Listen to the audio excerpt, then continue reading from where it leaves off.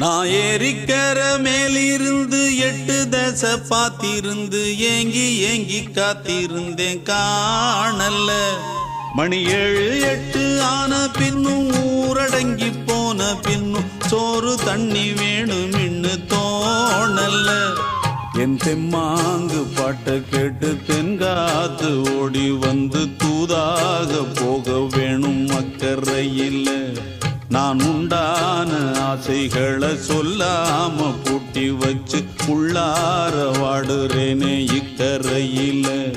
நான் ஏரிக்கர மேலிருந்து 8 தசை பார்த்திருந்து ஏங்கி ஏங்கி காத்திருந்தேன் காணல்ல. மணி 7 8 ஆன பின்னும் ஊரடங்கி போன பின்னும் சோறு தண்ணி வேணும் இன்னு தோணல்ல.